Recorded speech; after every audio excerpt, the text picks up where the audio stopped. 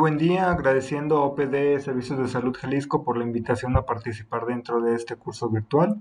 Su servidor Luis Alberto Hernández García, coordinador regional de epidemiología de la región sanitaria 4 en la Ciénega, ubicado en La Barca. Los datos de mi contacto para cualquier duda o aclaración, estamos a sus órdenes.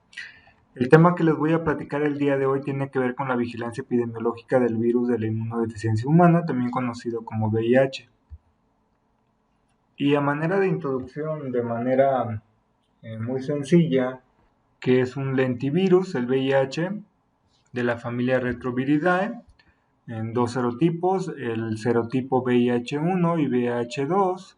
El 1 se cree que se descubrió por allá en 1983, mientras que el serotipo 2, 3 años después, en 1986, se le conoce como un virus de incubación prolongada. El tipo 2, que está ubicado más en África Occidental, se considera más virulento, pero de menor transmisión. De hecho, el VIH tipo 1 es más global, es el que se encuentra causando problemas a nivel nacional. En cuanto a una de las temáticas más correlacionadas a accidentes laborales, pues obviamente tiene que ver con el relacionado al área de la salud, pero realmente el riesgo laboral tras una punción cutánea o una herida cutánea con un paciente o a través de un paciente seropositivo es de apenas el 0.3% de riesgo de una infección. La evolución de esta enfermedad pues no tiene que ver un poquito con el incremento de la carga viral o las copias de ARN viral de este lentivirus, y también la caída precipitada o estrépita a través de los años de los linfocitos T del componente CD4. Algo también interesante que platicar es que es una infección que está correlacionada a diversos tipos de cáncer, entre ellos Kaposi, algunas infecciones oportunistas. Hoy en día está muy relacionado a lo que es tuberculosis, y obviamente pues nos da pauta a un envejecimiento prematuro por la cantidad de replicaciones que tienen las células hablando de este virus y el desgaste mismo del componente celular. Ya lo comentábamos, se cree con un inicio de los primeros casos de infección a través de la historia alrededor de 1910-1950. En América del Norte, uno de los serotipos que más nos afecta hablando de lo que es VIH tipo 1 es el serotipo M, su subserotipo B. ¿Por qué es importante la serotipificación? Bueno, pues porque tiene que ver con las resistencias a algunos fármacos antirretrovirales. Entonces, en base a la clasificación de estos subserotipos, sabemos que fármacos retrovirales son los más adecuados para tratar al paciente. Para hablar de infección es importante dimensionar entre semanas y años. Una de las pautas importantes o recientes es lo correlacionado a la semana 2, aquí en esa primera flecha negra, que estamos hablando más o menos en el día 10 de la evolución de esta enfermedad, donde ya es posible detectar al virus, a las copias de ARN viral, a través de una prueba molecular. Posteriormente tenemos ya la presencia de anticuerpos secundario al desgaste que pudo haber entre el virus y los linfocitos CD8. Hay una caída importante, por lo tanto un surgimiento de anticuerpos anti-VIH para posteriormente linfocitos T CD4 hacerse cargo de toda la respuesta inflamatoria, pero en principio tenemos el desgaste de los CD8. Importante también mencionar que prácticamente esta enfermedad dura 11 años más o menos en promedio. Se sabe con este virus que tiene una renovación diaria de aproximadamente 30% de su carga viral. Puede llegar a tener hasta 100 millones de copias de ARN por mililitro de sangre. El primer declive importante viral de esta enfermedad se debe o es secundario a los linfocitos CD8, que nos pueden dar un bajón de carga de hasta 50 copias por mililitro. Por lo tanto, podemos encontrar pacientes en buen estado en algunas etapas primarias y obviamente no detectable a través de los estudios moleculares. Podemos tener pacientes con fases asintomáticas de hasta 18 meses, y la muerte está más correlacionada ya a fases avanzadas de la enfermedad, estadia 4, cuando el recuento celular es menor de 50 células por mililitro de sangre y se tiene un promedio aproximado de entre 12 a 18 meses como sobrevida, ya que se encuentra en esta etapa sin tratamiento. En cuanto a la infección aguda y crónica, podemos mencionar que del 40 al 90% de los pacientes van a presentar sintomatología en su etapa primaria en su infección aguda. Uno de los cuadros más comunes encontrados en la literatura, pues está la fiebre, el rash, algunas mialgias, linfadenopatía, diaforesis, sobre todo vespertina, diarrea, náuseas y vómito, que puede durar algunos días o prolongarse, hacerse crónico, entre ellas la diarrea, dependiendo también del conteo celular. La infección aguda puede ir desde las 2 hasta las 6 semanas y como lo habíamos comentado con anterioridad, una de las etapas más comunes para hacer diagnóstico a través de anticuerpos con prueba rápida, pues es a partir de las 12 semanas de la primoinfección. Es importante tener en cuenta que dentro de las pruebas podemos encontrar dentro de la etapa aguda anticuerpos negativos, pero carga viral positiva, por lo tanto es importante definir qué tipo de prueba vamos a hacer en base a una etapa o algún riesgo y ver qué tenemos al alcance para poder platicar con el paciente, tranquilizarlo y citarlo a la prueba correspondiente en base al acceso de pruebas que tengamos. En cuanto a la replicación viral, podemos tener replicaciones diarias desde 1000 hasta 10.000 millones de copias de RNA, comparado a lo que puede producir por día el sistema inmune, que son 100 millones de linfocitos T del orden CD4. Por lo tanto, y obviamente, pues equiparando esas dos cifras, la carga viral se vuelve mucho más alta en un paciente que no está tratado. En ese sentido, evolución, ya lo comentábamos, aproximadamente de 5 a 10 años, dependiendo el subserotipo que pueda tener o el serotipo de VIH, y puede tener un promedio de vida de 11 años un paciente infectado que no es tratado. En cuanto a criterios clínicos, actualmente se manejan 4 estadios, los cuales son recomendados por la OMS y que platicaremos un poco más de ellos adelante. Sabe también, en cuanto a PCR, podemos encontrar ya una carga arriba de 10.000 copias, que es lo mínimo que requiere este tipo de prueba a partir del día 11. Actualmente, con las pruebas de cuarta generación, que son las ELISAs, como prueba que tenemos en algunos laboratorios, ya podríamos tener diagnósticos a partir de los 15 días de haber sido infectados. Hay que tener cuidado con los menores de 18 meses, ya que las pruebas rápidas no son recomendables. Con ellos lo más recomendable es una prueba PCR, sobre todo en lactantes o recién nacidos de madres con VIH, para poder correlacionar algún diagnóstico. Hasta el 30% de la población infectada a nivel mundial desconoce sus síntomas, por lo tanto es importante seguir con las campañas de tamizaje. Y dentro del componente de profilaxis, la OMS en el 2012 hablaba de una temática que tal vez vean en algún otro ponente, que se llama profilaxis preexposición, y habitualmente lo trabajan con tenofovir, ya sea con o sin emtricitabina, que son medicamentos que utilizan o se utilizan hoy en día en parejas. Hay parejas donde uno de ellos es portador y el otro no es portador y puede estar tomando medicamento, que no es lo más recomendable, pero se puede para vivir una vida de pareja. En cuanto al marco legal que nos aborda la vigilancia epidemiológica del VIH, tenemos la Ley General de Salud a través de su artículo 3 en su fracción 15. Tenemos la norma 017 SSA2 2012, que es para la vigilancia epidemiológica. La norma 010 SSA2 2018, para la prevención y control de la infección del VIH. Y finalmente la norma 253 SSA1 2012, para la disposición de sangre humana y sus componentes con fines terapéuticos. Componente de justificación: en el año 2019 al cierre se contaban con más de 38 millones de personas en el mundo que vivían con VIH, 36.2 se consideraban como personas adultas y solo 1.8 millones de niños eran menores de 15 años de edad. Ya en cuanto al componente de accesos, 23.3 millones de usuarios o casos de VIH tenían acceso a tratamiento retroviral o antiviral. 1.7 millones contrajeron la infección en el 2019.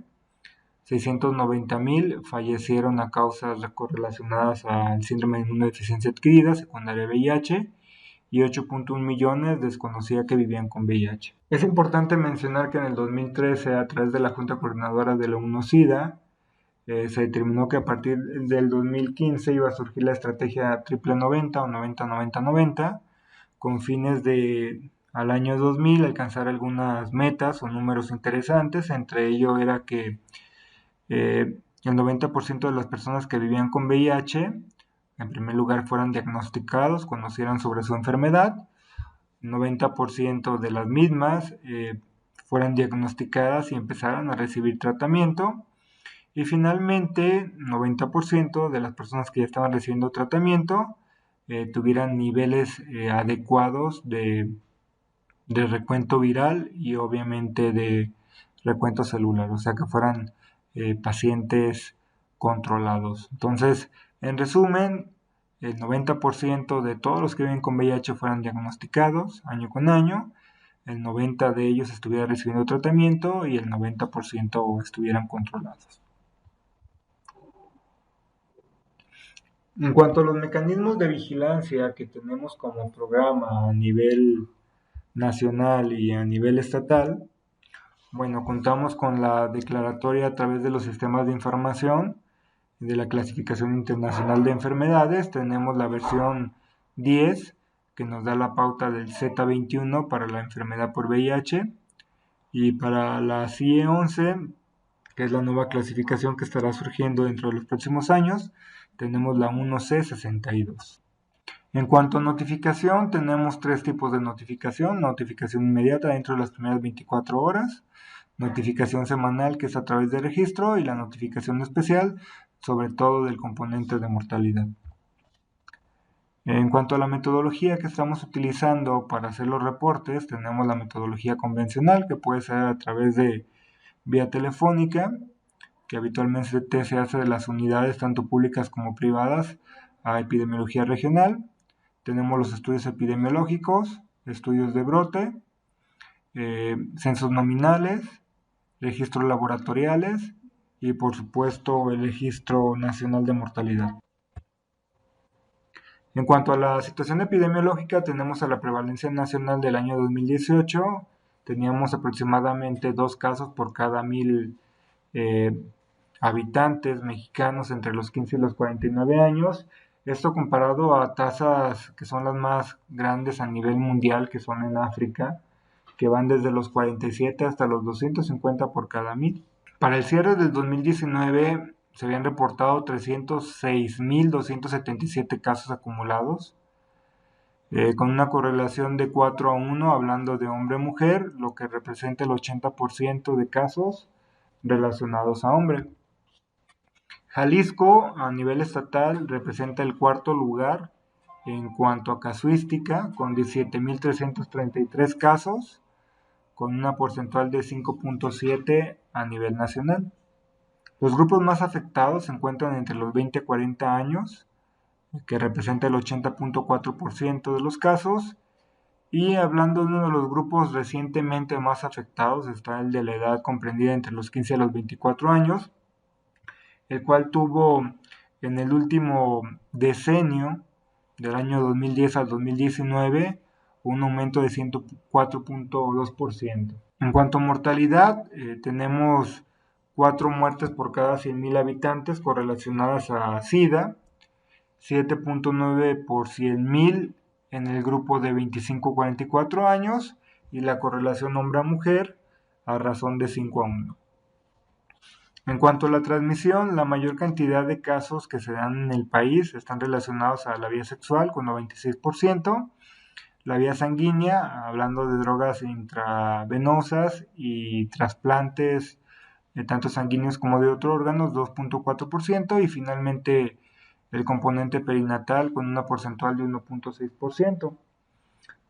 También tenemos como dato que en el año 2019 hubo una disminución de hasta 40% de las infecciones, comparando el pico de 1997, que había estado de 2.9 millones a nivel mundial. En el 2004 al 2019 ha habido una reducción de hasta 56% de las defunciones también a nivel global.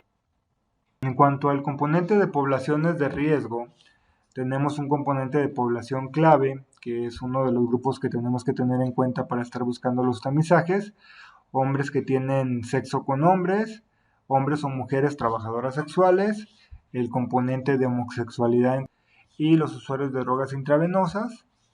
En cuanto a poblaciones específicas, tenemos algunos sectores vulnerables por contagio, que pueden ser las áreas de clínica de displasias, víctimas de violencia, sobre todo de abusos sexuales, embarazadas, parejas de casos de VIH, donantes y personas donadas, hijos de madre VIH y trabajadores que tienen accidentes con punzocortantes, y no solamente del área de la salud, también del área de recolección de residuos. En cuanto a población clínica, hay algunos grupos interesantes a tomar en cuenta: todas aquellas personas que cursan con algunas otras ITS, obviamente por el factor de riesgo que tienen de relaciones sin protección, el grupo de tuberculosis, que cada día crece más en este binomio, y el grupo de inmunosuprimidos, que pueden estar en una fase aguda, un síndrome de recesión agudo, correlacionado a una baja linfocitaria o del sistema inmune. Los grupos vulnerables que tenemos o circulan por el país y también a tener en cuenta son grupos vulnerables móviles, sobre todo aquellos migrantes que pasan por nuestro país, los que viven en situación de calle, grupos indígenas, algunos reos que se encuentran privados de su libertad, y también algunos sectores de internado, que pueden ser enfermos mentales o que pueden ser aquellos adictos a algunos tipos de sustancias nocivas. Es importante también mencionar el peso que tiene actualmente el grupo homosexual, o de hombres que tienen sexo con hombres, sobre todo, ya que nos causa un mayor riesgo las relaciones sexuales anales por la fricción que tiene. Aparte, comentar que el hombre tiene una mayor cantidad de carga viral en el semen comparado con los flujos vaginales. Y en el grupo de tuberculosis, muy importante, cuando tengamos un paciente con tuberculosis y hagamos detección de VIH, primero hacer un conteo celular previo al tratamiento antirretroviral, ya que es importante evaluar el conteo celular, y en base a eso se puede determinar avanzar con la fase primaria de la tuberculosis y después iniciar con lo que es el tratamiento antirretroviral, porque el trabajarlo de manera conjunta nos puede dar mayor riesgo de algunas complicaciones por los medicamentos. Para la embarazada también es importante el conteo inicial celular, ya que en base a él se puede determinar si es un parto o una cesárea, y esto está correlacionado sobre todo al tener más de 1000 copias del virus a nivel serológico, pues es la recomendación de la cesárea. Cuando se tiene por debajo el conteo y un conteo celular adecuado, se puede inducir un trabajo de parto. En clasificación clínica tenemos algunos sectores anteriormente conocidos como infecciones asintomáticas, con síntomas leves, avanzadas y graves, hoy en día estadificadas por la OMS como estadio 1, 2 y 3, 4, tanto para el sector adulto como para el sector infantil. En cuanto al estadio clínico en adultos, un síntoma a tener en cuenta importante es la linfadenopatía persistente generalizada. Esto lo obtenemos a través de la exploración clínica. En cuanto al estadio clínico 2, síntomas más comunes habitualmente encontrados en la consulta, podemos tener la pérdida moderada de peso, correlacionada más o menos al 10% del peso corporal, y uno de los síntomas también comunes es la quelitis angular. Algunos otros síntomas que podemos encontrar, obviamente: infecciones recurrentes, úlceras orales, erupciones papulares, dermatitis seborreicas y algunas onicomicosis. Para el estadio 3, tenemos pérdida grave de peso idiopática, más del 10%, diarrea crónica idiopática que dure más de un mes, candidiasis oral persistente, y hoy en día también ya lo mencionábamos correlacionado a la tuberculosis. Algunos otros síntomas: la fiebre persistente, infecciones bacterianas graves, algunas neumonías, estomatitis, gingivitis y también las anemias con neutropenias, pero principalmente relacionadas a infantes.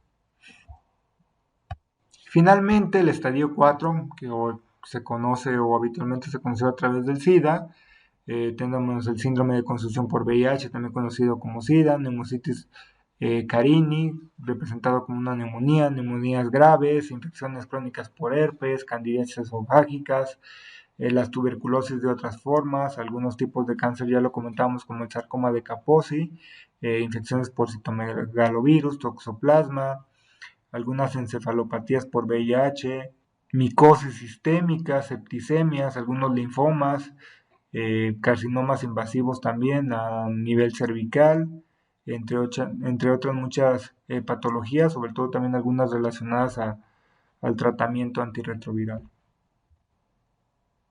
Tenemos el estadio clínico 1, ya también comentado como linfadenopatía, el estadio clínico 2, presentado por infecciones extensas de papiloma, algunas infecciones también de molusco contagioso, pero de manera más generalizada, y podemos encontrar también herpes zóster en este grupo de edad. Para el estadio 3 tenemos diarrea idiopática más de 14 días, fiebre idiopática arriba de 37.5 grados centígrados, sobre todo predominio, ya lo comentamos, vespertino, y en ello sí buscar el componente globular a través de una biometría hemática donde podemos encontrar alguna anemia, una neutropenia y también la caída de plaquetas.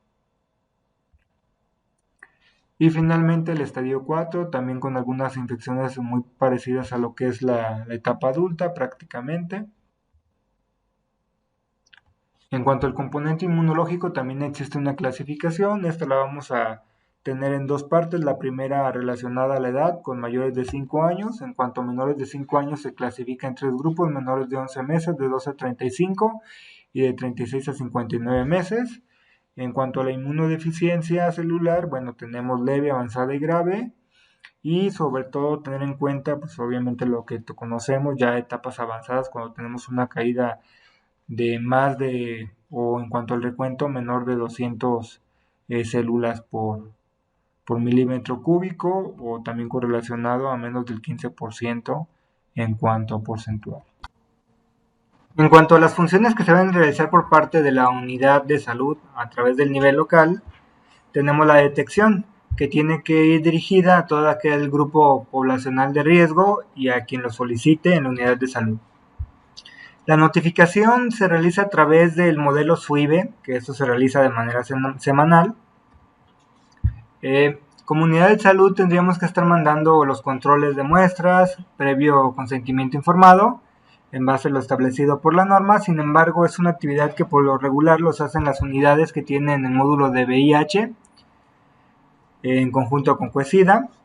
La entrega de resultados podría ser a través de unidad de salud, lo cual tiene que ser a través de consejería, pero también en muchas de las situaciones lo hace CUESIDA a través de su red. La notificación del caso probable tiene que ser dentro de las primeras 24 horas a través de un medio de información habitual, ya sea telefónicamente o a través de un mensaje o correo electrónico. Dentro de las primeras 48 horas se tiene que realizar el estudio epidemiológico y llenar todas las variables en cuanto a calidad de información y enviarlos a su coordinación de área o al área directamente de epidemiología de la región sanitaria. Esto a través del formato anexo 2, tiene que hacerse en un sobre cerrado para llegar a la región sanitaria. Es importante el componente de contacto, ya que con esto reducimos la cantidad de personas que puedan tener VIH sin estar enterados, y esto es importante también mencionarlo, se hace solo bajo la indicación o el convenio con el paciente como tal, ya que es quien nos proporcionaría los datos y nos puede definir si él quiere que lo hagamos o él lo va a hacer, o definitivamente no está interesado en darnos datos del contacto. La referencia por lo habitual se hace al departamento de CUESIDA a través de una hoja de referencia y los formatos adecuados, en este caso el estudio epidemiológico. En cuanto al componente de mortalidad, en caso que nos tocara certificar algún deceso, tenemos 10 días para notificarlo o para trabajar lo que es todo el expediente, por lo tanto obviamente se recomienda el envío inmediato, y este es a través de un anexo 3. En dado caso, como apartado público o privado, basta con que envíen la copia o una imagen del certificado de función al área de coordinación o a epidemiología. Las funciones que tiene el nivel jurisdiccional, que en esta medida nos toca en gran contexto a los coordinadores del programa o a los epidemiólogos, tiene que ver con sesionar las reuniones de COJUVE, Comité Jurisdiccional de Vigilancia Epidemiológica, a través de los manuales estandarizados de procedimientos de VIH. Entonces estarán tocando las temáticas relacionadas a estadísticas e indicadores del manual, con fines obviamente de alcanzar ese 90-90-90 que fue propuesto por la ONU. También corresponde la concentración semanal de casos, morbilidad correlacionada, tratamientos, controles y demás. Tenemos que visualizar, revisar que sus estudios epidemiológicos vengan llenos de manera adecuada, lo cual nos habla obviamente del rubro de calidad y para lo cual también tenemos un indicador de medición. Nosotros nos llegan sus estudios epidemiológicos de manera física en su mayoría, los abrimos, revisamos y posteriormente hacemos una captura a través de una máscara de captura realizada en Access que nos genera una base de datos que compartimos a nivel federal. Nos toca la gestión de recursos, en gran medida tiene que ver con pruebas rápidas y algunos tubos para mandar algunas otras muestras, medicamentos antirretrovirales. En cuanto al seguimiento, pues obviamente tener al pendiente controles, tratamientos, estar viendo cada 3 o 6 meses dependiendo del paciente, los controles celulares y también de carga viral, que les comentaba, en su mayoría zona metropolitana quien lo trabaja a través de sus unidades de VIH. Tenemos que tener un panorama epidemiológico actualizado, el cual tenemos que estar compartiendo a través de los comités regionales para ver cómo va la enfermedad de manera anual o semanal en nuestra región sanitaria. La revisión de los certificados de defunción, los cuales se suben a la plataforma nacional REDB. Tenemos que hacer la dictaminación del caso y ver las correlaciones que tiene la enfermedad y la mortalidad. Llevar a cabo la capacitación anual de este programa, la cual se va a llevar a cabo a través de este modelo en este año 2021.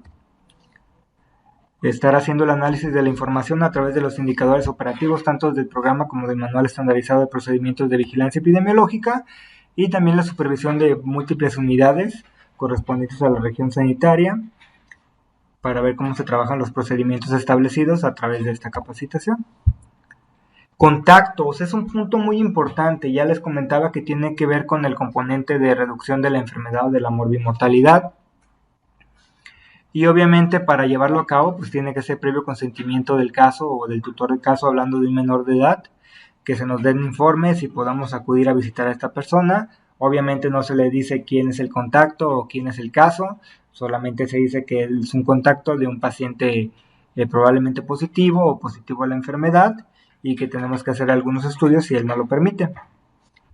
Podemos encontrar la renuencia, ya lo habíamos platicado con anterioridad, por lo cual se constata en el expediente clínico y se pide una rúbrica, ya sea una firma o una huella digital del paciente. En cuanto al caso o los contactos correlacionados, se recomienda el estudio de 5 años previos, sobre todo si tenemos ya un estadio avanzado de la enfermedad. Tenemos que tener en cuenta contactos sexuales, donadores o donados, y algunos compañeros de drogas en caso de que esta persona o caso tenga el hábito de consumirlas o usarlos en el presente o en el pasado. En los menores de 5 años de edad, recién nacido y demás, pues obviamente basta con estudiar a la madre del menor para poder tener la correlación de la enfermedad. Hay que proporcionar asesoría y todo lo que se haga pues obviamente es bajo confidencialidad, y también pues es necesario la referencia al convertirse en un caso dicho contacto. Los contactos pues van obviamente en el estudio epidemiológico. Si nos da reactivo alguna prueba pues obviamente se convierte en un caso y también tendremos que llenar el estudio epidemiológico. En la visita domiciliaria, cuando se pregunte por el contacto, pues obviamente no se debe mencionar el diagnóstico en ningún momento, solamente se busca a la persona por un componente de salud y pues obviamente es confidencial. En caso de que fuera un menor de edad, pues se le pide permiso al menor de edad para poder contar a su tutor, quien él decida, a compartir la información como tal. Y pues en caso de que sea un contacto fallecido, pues se tiene que pedir también información a quien certificó dicho documento para ver qué historia conoce él, si omitió el diagnóstico por alguna situación familiar o por falta de conocimiento como tal. En cuanto a análisis de la información, ya lo comentábamos, tenemos diversos indicadores para hacerlo, pero en cuanto al primer nivel de atención, bueno, lo vamos a hacer a través de casos y de funciones. la clínica de evolución de los pacientes, las muestras que se están tomando para ellos, los resultados y tratamientos. El segundo nivel, en el medio hospitalario, pues tiene el componente de casos y defunciones a través también de algunos indicadores estadísticos, la evolución clínica, letalidad de la enfermedad, el tratamiento, sobrevida, también lo que es muestreo y resultados. Para la región sanitaria, pues tenemos que tener los casos a nivel institucional como Secretaría de Salud, no solamente de OPD Servicios de Salud Jalisco, sino también de IMSS, ISSSTE, SEDENA y demás. También tenemos que estar al pendiente de las tasas de mortalidad y letalidad, nuestras curvas epidémicas, la positividad de la enfermedad en cuanto a tamizaje y, como ya lo habíamos mencionado, los indicadores operativos, ya sean del programa o del manual de vigilancia epidemiológica. Igualmente, como región sanitaria, pues tenemos que ver la consistencia de la información a través de la calidad de los sistemas de información, los tratamientos, los acuerdos que se llegan en COJUVE y las supervisiones y los resultados de las mismas. En cuanto a la toma de muestras, tenemos obviamente el análisis de las mismas a través de los lineamientos para la toma, manejo y envío de muestras para diagnóstico a la Red Nacional de Laboratorios de Salud Pública del 2018 publicado por INDRE. Tenemos también lo que es el manual para el envío y recepción de muestras del 2018 también de INDRE. Y para que esta muestra sea aceptada a través de nuestros laboratorios estatales, pues tiene que ir una cantidad de suero de 2 mililitros a través de una red fría de entre 2 y 8 grados centígrados. Tiene que ir una solicitud llenada adecuadamente, el resumen y el estudio epidemiológico. La norma 010 de VIH nos da la pauta o nos pide que el estudio epidemiológico y la muestra o la solicitud vaya codificada sin hacer correlación al nombre, que no se identifique a través de este código. Entonces es importante que se defina un código a nivel regional y se establezca a través de los listados nominales para poder identificar al paciente. Las pruebas autorizadas por INDRE o que se recomiendan son aquellas que tienen tanto en sensibilidad como especificidad un 99%. Tienen que ser pruebas bien justificadas y obviamente a través de un control de calidad adecuado, ya que hoy en día pues se tienen demasiadas opciones para adquirir y poder utilizar. Por eso es que este mínimo de 99% es muy relevante para esta enfermedad. En cuanto al diagnóstico, bueno, de primera instancia tenemos ELISAs y ensayos inmunosopreventes ligados a enzimas, también conocidos como EIA, para detectar anticuerpos. Tenemos algunos otros a través del Western Blot como complementarios que nos buscan algunas proteínas de VIH y finalmente algunas pruebas novedosas de ácido nucleico. Ya lo habíamos comentado a través del Comité Mundial en lucha de VIH, tenemos el algoritmo UNUCIDA, que como objetivo tiene obviamente trabajar con la sensibilidad y especificidad de las pruebas que se utilizan en base a prevalencias. Nosotros en México utilizamos el algoritmo que nos habla de la prevalencia para VIH de una población que pudiera tener el 5% de prevalencia. Nuestra prevalencia es baja, ya lo habíamos comentado anteriormente, pero esto es lo que utilizamos. Para las etapas de supervisión que tenemos como programa, bueno, tenemos que tener en cuenta los modelos diagnósticos que estamos utilizando a nivel local y regional y obviamente estatal, la planeación de recursos, de administración de medicamentos, de diagnósticos, de controles, todo correlacionado a través de una planeación anual, la ejecución del programa a través de procesos manuales y supervisiones, y finalmente el informe que nos da esta misma, que es a través de indicadores, evaluación de procesos y demás para poder hacer reingeniería de los mismos. Llegamos a la última parte de esta presentación que tiene que ver el estudio epidemiológico. El que estamos utilizando es el VIH 2020. Este formato pues obviamente está identificado a través de datos generales del paciente. Y la parte 2, la unidad notificante. Es importante en esta primera parte de datos del paciente tener en cuenta este recuadro rojo que nos habla de género, de la identidad que se tiene hoy en día a través de los diversos grupos sexuales. En el apartado de antecedentes de hijos es importante recabar los últimos 5 años y hacer correlación al estudio de los mismos. Y en el supuesto de que el caso sea un menor de edad, pues obviamente hay que poner aquí los datos del tutor. La unidad notificante es importante las fechas, de cuándo fue paciente de riesgo, cuándo se inició el estudio epidemiológico, la notificación, el diagnóstico, En el apartado 3, en antecedentes epidemiológicos, pues destacar obviamente cada uno de los puntos, es importante llenar cada uno de ellos, es muy relevante esta estadística, ya que nos da pauta a conocer la situación nacional y poder generar estrategias dedicadas a la corrección y la erradicación de dicha enfermedad. En la transmisión vertical, pues tiene que ver sobre todo con el componente de mujeres y sobre todo el área de embarazo. Y pues tenemos la área quinta, que es el mecanismo de transmisión. También es importante establecer a través de qué mecanismo fue el contagio. Y tenemos obviamente los diversos más conocidos, y aparte de mencionar los mismos, algunas correlaciones muy específicas. Aquí tenemos varias variables: estadio clínico, tratamiento y estado actual del paciente al momento de llenar el estudio. Esta parte de estadio clínico se puede llenar primero la parte posterior, después regresar y establecer qué tipo de estadio tiene. Muchas veces, obviamente, no vamos a iniciar algún tratamiento como tal, por lo tanto esta parte se puede dejar como desconocida, o de momento no, y posteriormente hacer el cambio. Aquí tenemos, ya lo mencionábamos, la parte posterior. Vienen los diferentes síntomas que puede tener o signos relacionados a la enfermedad, lo cual nos da pauta de establecer el estadio. Es muy importante clasificar el probable estadio que tenemos. Sabemos que no somos expertos en el tema, pero sí nos podemos orientar a través de esta parte. Algunas de las enfermedades importantes correlacionadas, la tuberculosis hoy en día, lo cual también es importante establecerlo y hacer algunas pruebas en caso de ser necesario. Tenemos el componente de embarazo y la parte del laboratorio, que podemos llenar por lo menos la primera parte para poder establecer cómo hicimos esta probabilidad de caso. Los complementarios pues se llenan con lo posterior, y la unidad que recibe dicho caso podrá complementarlo y establecer si está clasificado el paciente como un caso de VIH confirmado. Esta parte de contacto ya lo hemos platicado, la importancia y relevancia que tiene. Se basan en algunos datos, pueden ser codificados, sobre todo que nos permite identificarlo a través de un listado, puede ser posterior o a lo mejor en otro rubro, pero sí es necesario tener contacto los máximos posibles correlacionados a los 5 años que habíamos platicado. Y pues por mi parte es todo, agradecer mucho su tiempo. Sé que es un tema extenso, pero es muy importante tenerlo en cuenta y cada día más enfocarnos a este tipo de patologías que siguen siendo un problema de salud pública a nivel global y obviamente regional y local. Gracias, buen día.